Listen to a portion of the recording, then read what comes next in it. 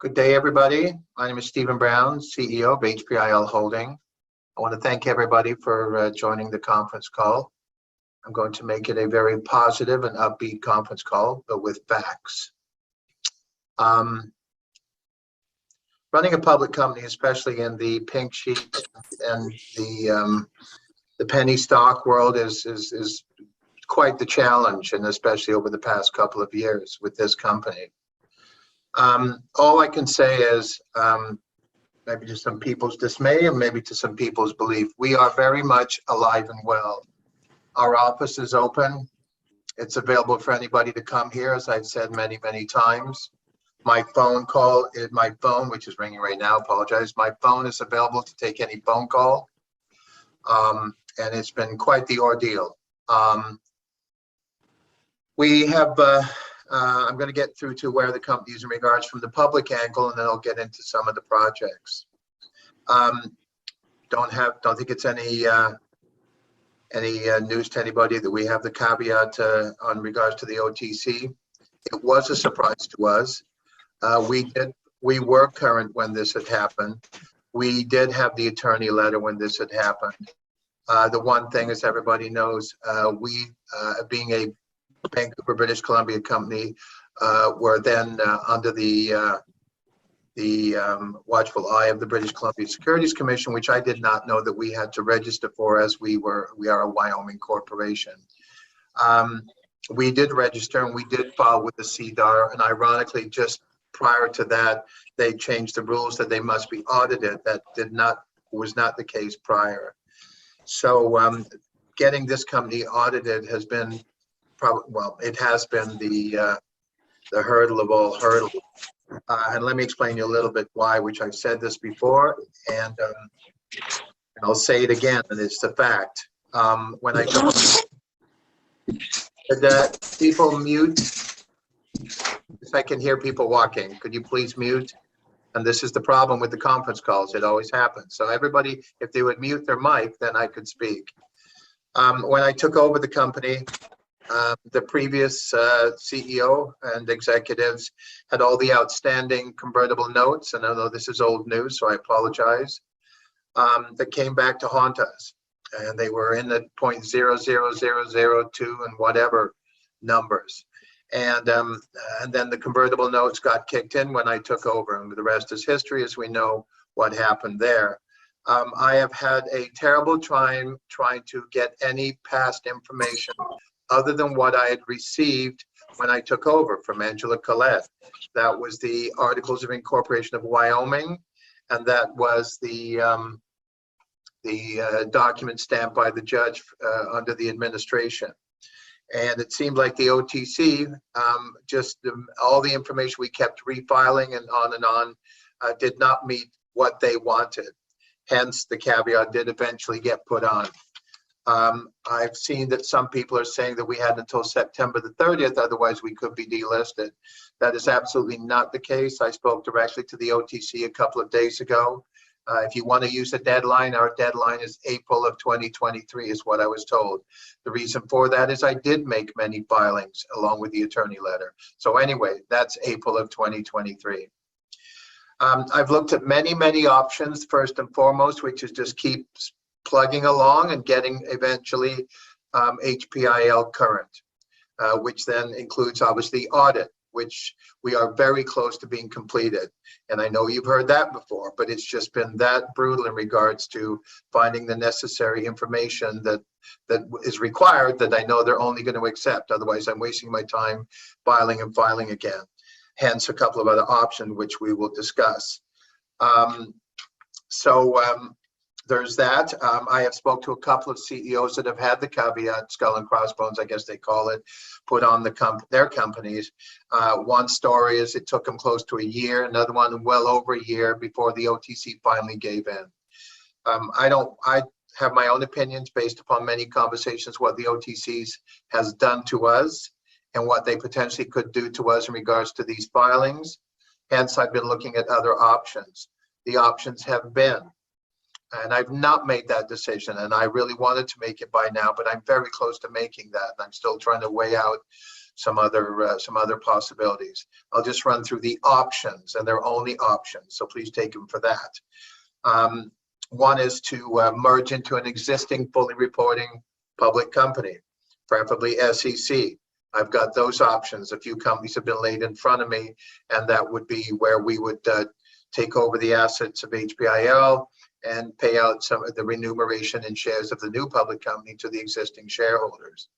The other is to continue with HPIL, but then move it over to the SEC reporting, which would mean that we have to file a Form 10 along with an underwriter. I have got an underwriter that would pick up that task. And then we would have our attorney file a Form 10, and then that would be filed with the SEC. The other option is, well, I've already said that. That's in regards to taking on an existing fully reporting company. So I have three options. I am going to make that decision by the middle of next week. I will announce it, and the plan would be to have a vehicle, whatever it be, so that we are fully trading under the HPIL signal by the end of October. I want to go back to what I started in the beginning, and just again, there's so many rumors that fly around. Our offices are closed. David Postulla's left. The offices are up for lease. Offices have never been up for lease, never a sign on the door. Rent is paid in full every month, has been for all this time. The staff are paid, and they're all still here. Most are still here, except for Mr. Postulla. So let me explain that to you. I'm not sure where people think our money comes from. People think it's a pump and dump. It's we're taking money from shareholders. That is all untrue. The funding of this company has come from myself and friends and family. That's it. In regards to Mr. Postulla, because of the overhead that it was taking on, and David's family situations, he had to take a job back in his industry, which is the semiconductor, and I believe he's been able to do that. I talk to David all the time, daily. He's been a total confidant to what we're trying to do, and I'm hoping to have him back as soon as possible. But for personal reasons, that was a necessity, so that we could, whatever funds were available, we would put it into the company. But it was all totally on a positive note. David played a massive role, matter of fact, drove the Apogee Dynamics power train system. Let me talk about that. And I'm sorry if I'm jumping around. I don't have a specific, category to go through. I met LT, as I've said before, so I'm not going to ramble on. He was passed on through a shareholder. I believed in his powertrain. I watched his Mustang outside, so much so that I signed a almost 7,000 square foot building in Kent, Washington. I personally signed a guarantee on top of it. We bought hundreds of thousands of dollars worth of equipment that is still sitting in there. Because of the legality of what's going on right now in regards to us as a company pursuing the powertrain, I 100%, from a legal point of view, after speaking to our attorneys, believe that we own whatever form it is in the powertrain system, of which I named Apogee. How it came to this point was the patent attorney that we paid for. We paid $10,000 to the patent attorney. It went on, and I really didn't think that much of it. I assumed that was going under the company. Finally, after realizing it was not, and Mr. LT had kept it under his name, and I had called the patent attorney. They sent me documents for him to sign to turn it over to HPIL. LT would not do that. And then the last thing that happened was, in Washington State, we found out a company was incorporated by the name of Apogee Dynamics Ltd.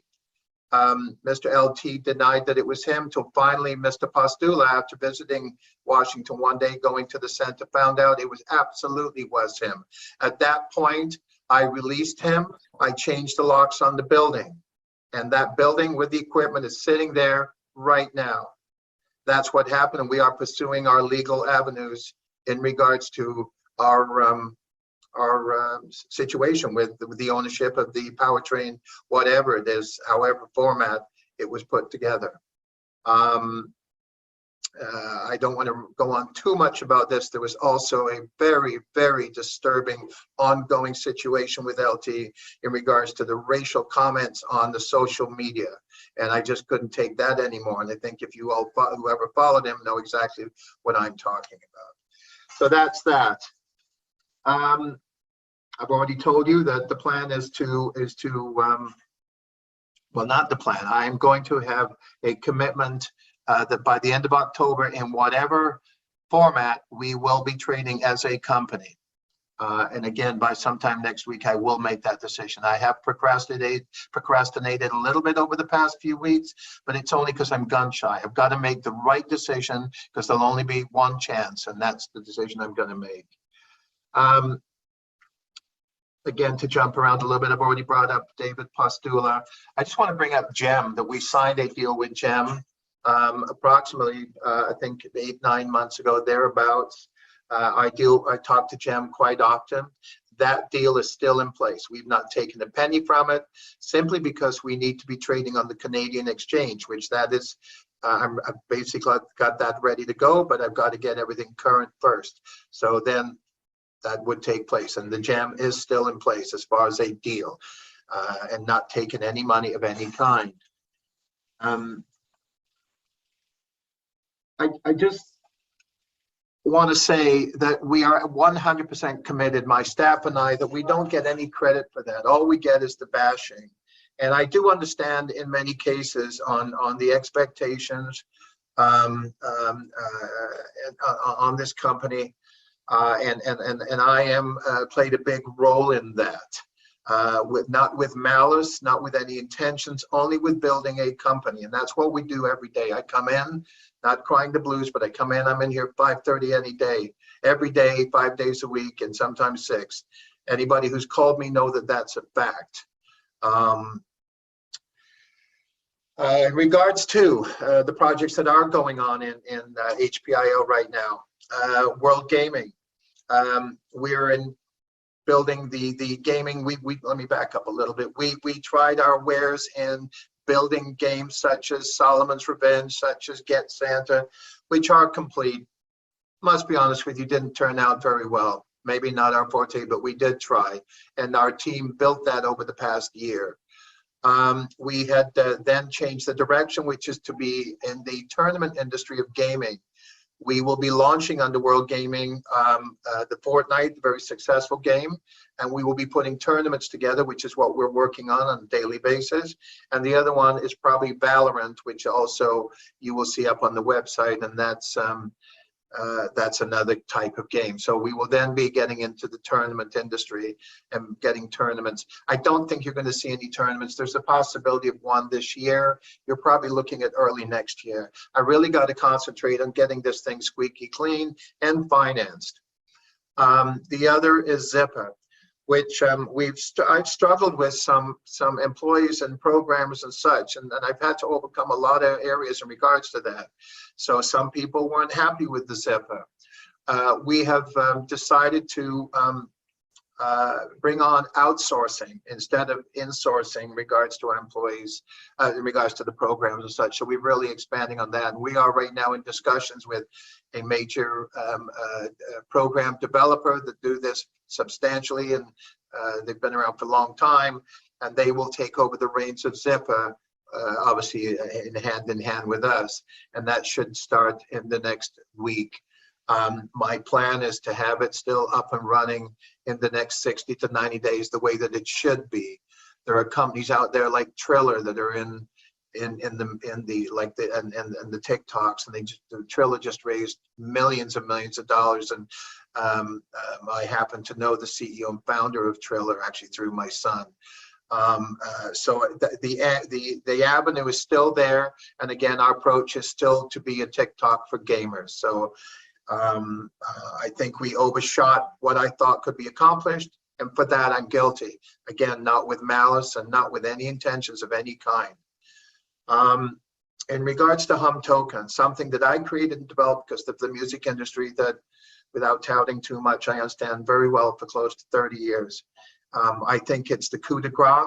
I'm definitely not going to put our trials and tribulations with Apogee down, but HUMM Token, I think, has way more potential. There's no competition. We have got many relationships through my relationship with the music industry. It's basically where music, a song, becomes actual currency through a blockchain. We have signed an actual contract with a company out of Montreal, a very, very large company that I'm trying to remember, but I think they got well over a couple of hundred programmers that do many, many major apps that you would be very familiar with. And they've already started work on HUMM Token.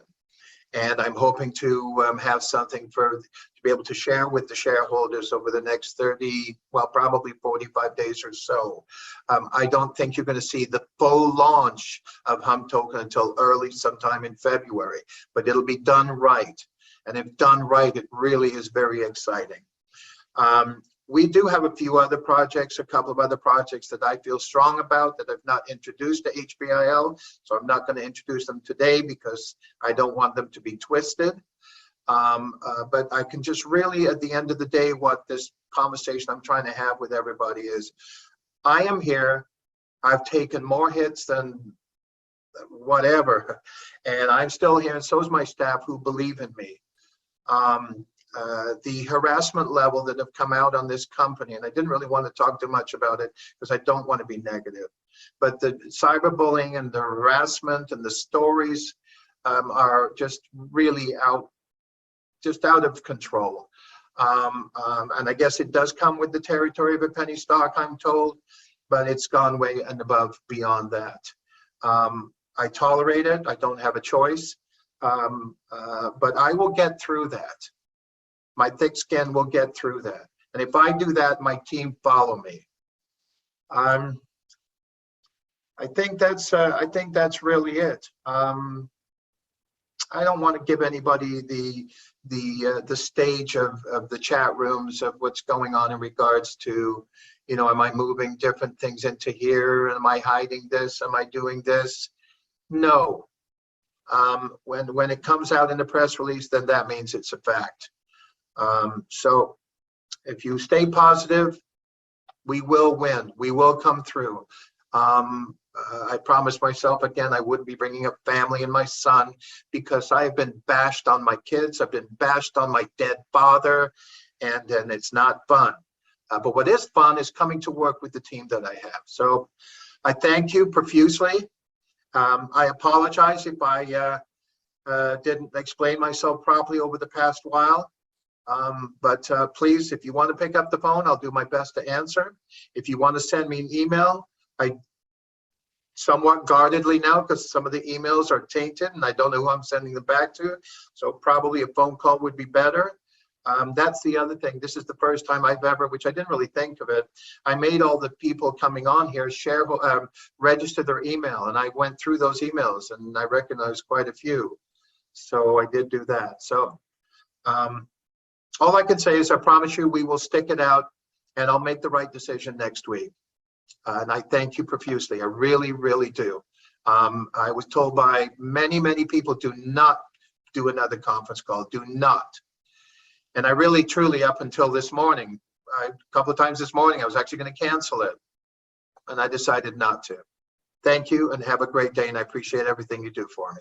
I do. And the company does too. Thank you.